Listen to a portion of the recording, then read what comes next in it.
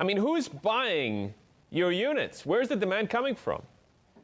Yusuf, thank you for having me on your show and good to see you. We've had a record quarter in terms of sales. Our destinations that we kept on talking about for the last 6 to 8 quarters, how we're investing in U.A.E, on Saadiyat, on Reem Island, really making these destinations what they are today with the entertainment and the cultural infrastructure. It's starting to pay off. We sold across all of those projects on U.A.E, on Saadiyat, on Reem, even off island, predominantly Emirati buyers. We have a very, very wealthy customer base.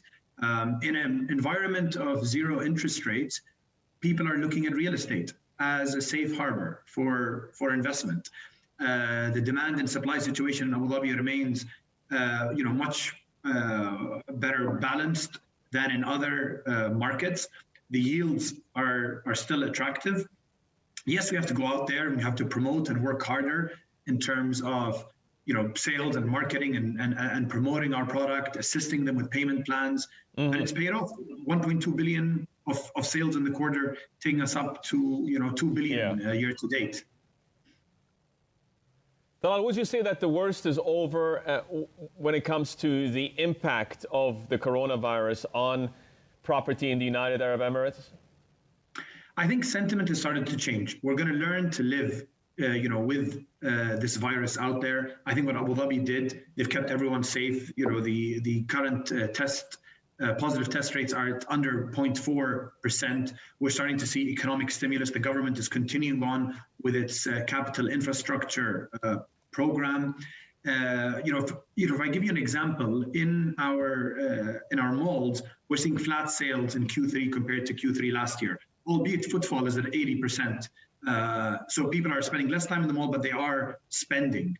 Our schools, we saw a 6% increase in enrollment, which shows that the situation out there is still great. I think we need to put it behind us. We need to focus on the future and continue moving forward. So where does that leave some of your expansion plans, Talal? I mean, ultimately, you have a strong balance sheet. You're saying demand is holding up okay. Your projects are selling well. What's going to be the next catalyst for you? Can you leverage that and sort of move into other markets or maybe into other companies? So what's really benefiting us today, Yusuf, is our diversified nature, both on the development and on the asset management. We're strongly growing both. We signed a 30 billion dirham transaction to take over government projects, which is a continuation. That is not, why our performance was up this quarter. That was a post-quarter event, and it'll support our profitability growth in 2021 to 2024. Our asset management, we want to continue growing our recurring income base. Today, where more than half our business comes from our recurring income diversified portfolio, we want that to be 70%. Egypt remains a very key and important market for us. We were hoping to go in there and make our debut in 2020. Obviously, with the pandemic, we've pushed that out into 2021. So we want to grow, and we want to grow in a sustainable way across each one of our businesses in the different sectors. Logistics remains another key area that I'd say we're a bit behind, and we really want to make significant progress in the next period. So given some of those ambitious plans, are you going to be looking to raise some capital? How much and when? So we remain very well funded from a business plan perspective. We have 2.5 billion of cash. We have 4 billion of facilities. Our overall cost of debt is under 3%. We saw some interesting transactions in the bond market in the last period. We remain well funded for what we have. We are seeing a lot of M&A activity, and we're hoping that we'll have our share of some of those in the next period.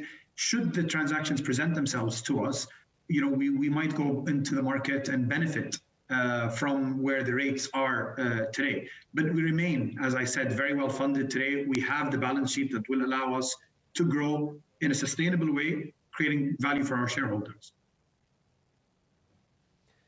In the past, you've talked about this tie-up with Emaar Properties, which is, of course, the other leg in the stool, if you want to call it that, when it comes to the U.A.E. property market. Their focus, of course, much more on Dubai.